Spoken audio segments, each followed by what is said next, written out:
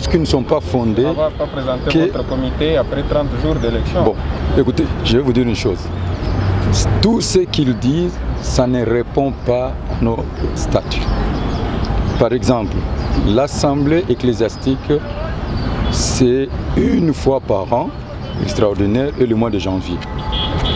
Posez-vous des questions. C'est au mois d'avril que j'ai été élu. Entre avril ou mai, je vais voir. Au mois de juillet, c'est là où j'ai été investi. Vers fin juillet, il y avait la remise reprise. Et comme j'étais le président du Conseil des sages, je devais à tout prix me décharger de cette charge en commençant par élire un autre président du Conseil des sages et son bureau. Et cela a été fait au mois de janvier. C'est le premier acte que j'ai posé. Après cet acte, j'ai trouvé la caisse de l'église vide. Je n'ai même pas trouvé un compte pendant les 21 ans de mon prédécesseur. Et qu'est-ce que je pouvais faire? On a fait ce qu'on appelle l'état de lieu, les états généraux.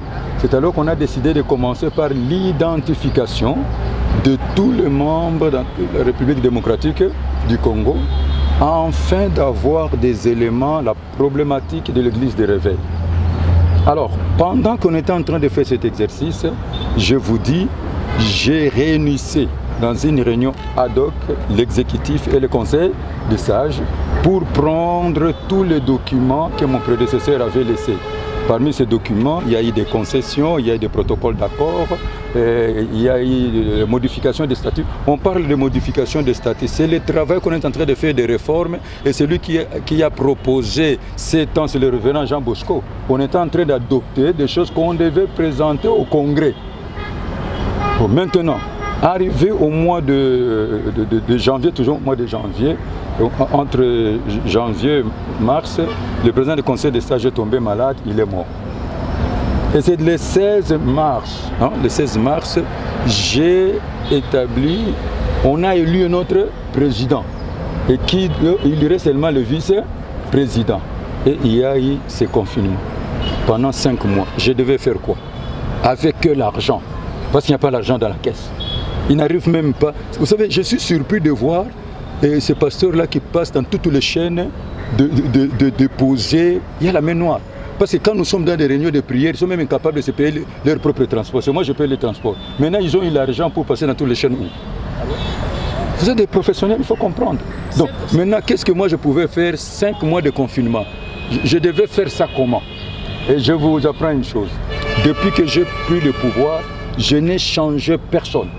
Je n'ai changé personne. C'est la continuité des personnes que mon prédécesseur a laissées. Je n'ai changé personne sauf 2 coordonnateurs de province ecclésiastique, celui de Katanga et de Congo central.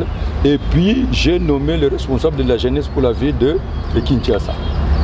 Donc voilà un peu ce qui se passe. Je vais y arriver. Bon, maintenant, on dit que l'église ne fonctionne pas bien. Comment l'église fonctionne? L'église du Réveil du Congo, c'est la grande église, mais elle est unité plurielle. Chaque pasteur organise son église et les présidents provinciaux organisent les activités et nous font rapport. C'est un cadre seulement de concertation, c'est un cadre d'encadrement, vous comprenez, de solidarité. Maintenant, comment ça devait fonctionner? Parce que maintenant, tout le monde fonctionne très bien. Tout le monde fonctionne très bien. D'ailleurs, au moment où je vous parle, nous avons 11 provinces. Toutes les provinces sont derrière moi, excepté une partie de Kinshasa. Et des personnes que vous avez vues là, devant la télévision, est-ce que vous avez vu des personnalités que vous connaissez, des serviteurs de Dieu, de personnalités, les signataires de statuts? C'est ce que je vous dis, que c'est un coup de théâtre, mais leur joie est pour peu de temps. Je le remets entre les dispositions du conseil des sages. C'est le conseil des sages qui va statuer les cas de chaque personne, et il va me remettre les dossiers, je prendrai la décision. Mais moi, je vous dis, je me sépare avec ces gens définitivement. Je ne vais même pas les revoir dans mon songe. Je ne peux pas me mettre ensemble avec eux parce que ce qui nous unit, c'est la foi en Dieu. La communion fraternelle est sacrée. Si réellement il y avait un problème, pourquoi ils ne sont pas venus me voir? Parce que tous ces gens me voient comme il le fait. Donc, c'est pour cela que j'ai dit, je vais vous dire ma dernière décision parce que je vais entrer en retraite. En sortant de la retraite, je vais vous dire si je vais continuer avec eux ou pas. Deuxième chose de vous dire, ce qui leur font peur, c'est parce que j'ai décidé de réconcilier tout le monde. J'ai décidé de réconcilier tout le monde et il y a l'approche avec les amis du Haut Conseil de l'Église de Réveil. Et maintenant, ils ne sont pas d'accord avec toi, avec moi plutôt. Mais si moi, je vais leur faire le coup, hein, je prends seulement l'armée de l'Éternel, mon Église, je vais au Conseil de l'Église. Pourquoi tous ceux qui étaient avec nous sont sortis? Regardez maintenant la composition de ceux qui sont là. Regardez si vous verrez vraiment les colonnes. Pourquoi ils sont partis? Moi, je peux le faire ce coup. Je fais ce coup, je vais au conseil, ils vont rester vides. Voilà la réalité. C'est la présidence qui lui a dit que moi, j'aurais reçu beaucoup d'argent. Et je vous dis, vérifiez tout cela. Ça, c'est de l'intoxication. Ça, c'est de l'intoxication. Je les cite. C'est l'intoxication.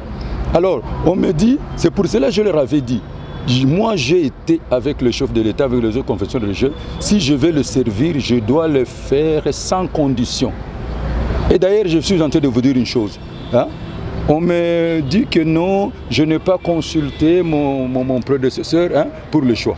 Mais les personnes que j'ai trouvées alignées là, c'est lui qui avait aligné. On avait 3 candidats. Est-ce que j'ai continué avec ces 3 candidats?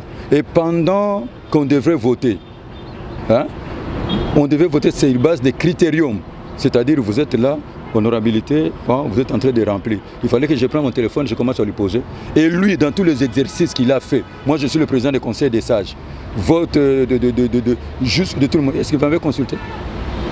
Je vous dis qu'il a fait 21 ans. Il a commis des fautes graves que je peux dire ici statutaires. Mais je l'ai protégé parce que le chef est sacré jusqu'à sa sortie. Et pourquoi lui n'a pas fait de la même chose si réellement j'ai commis des fautes? Voilà la réalité. Et si je commence à énumérer ces fautes, je crois que vous serez surpris. Je suis en train de vous dire, pour moi, je souscris tous ces gens en faux frères. En faux frères, et je ne sais pas si on va marcher ensemble, je vais entrer en retraite et je vais prier. Ce qui me retient encore, j'ai peur que si je me retire, tous ces enfants de Dieu, de cette génération qui connaissent la vérité, peut-être ça va diviser l'Église. Et je suis obligé de payer le prix et les conséquences en tant que leader. C'est tout ce que je vous dis la vérité. Merci.